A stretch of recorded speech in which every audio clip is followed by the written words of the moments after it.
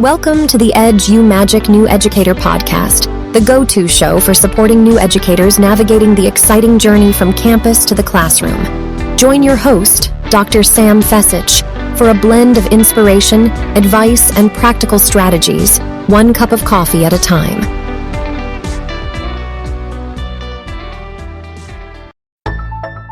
I'm AJ Bianco from Podcast PD, a part of the Education Podcast Network, just like the show you're listening to now. Shows in the network are individually owned, and opinions expressed may not reflect others. Find other interesting education podcasts at edupodcastnetwork.com. And welcome back to another episode of the Edge Your Magic podcast. My name is Dr. Sam Fesich, and today we're talking all about your teaching philosophy. And this is not something you want to continue pushing off, and it's something you really want to start thinking about and reflecting about, because a teaching philosophy really is this document that serves as a compass that reflects your beliefs, your values, your strategies and techniques when it comes to education. So in this episode, we're going to talk about what a teaching philosophy is, why it's important, and some questions to think about when you're developing your teaching philosophy. This episode comes with a freebie. Head on over to the show notes for the link, and it's going to bring you to a PDF that you can print out or save wherever you save your favorite things.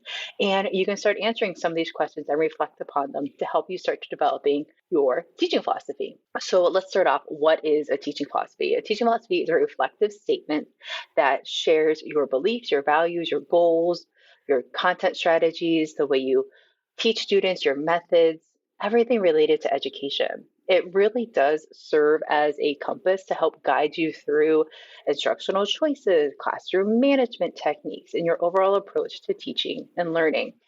And developing a teaching philosophy isn't something you just do in one sitting, you're one and done, you check off the box, okay, I did that. This is something that continue to shape and evolve as you grow as an educator. So a teaching philosophy that you develop early on in your teaching career as a college student could very well change based on field, experiences, or student teaching. So a well-defined teaching philosophy communicates your expectations, it communicates your strategies, your techniques, and why you feel these are important as an educator of excellence. A teaching philosophy can be edited to communicate information to students, to colleagues, to families and administrators. Usually, a teaching philosophy is a question that is asked during an interview. So sometimes during an interview, he asks, so share about your philosophy of education or share about your teaching philosophy. This is what they're talking about. So what are your overall beliefs and ideas when it comes to education? So a teaching philosophy is a rather large statement. Let's break it down into a few essential questions to ask yourself as an educator as you're starting to develop your philosophy of teaching. Now remember, you can head on over to the show notes and grab a PDF that works through these questions to help you reflect on your views of teaching and learning. So first, think about what's the purpose of education? What do you feel is the purpose of education and learning? What do you believe about teaching and learning?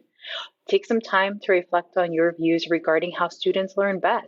And then how students learn best, how do you incorporate that into your lesson design and delivery? What values and beliefs guide your teaching strategies and pedagogy and technique? Identify your core values and beliefs that underpin your teaching. So thinking about your commitment to equity, diversity, inclusion. How do you uphold those beliefs and values in your own teaching philosophy? How do you make sure students are included and incorporate that and be able to communicate that to the students in your classroom?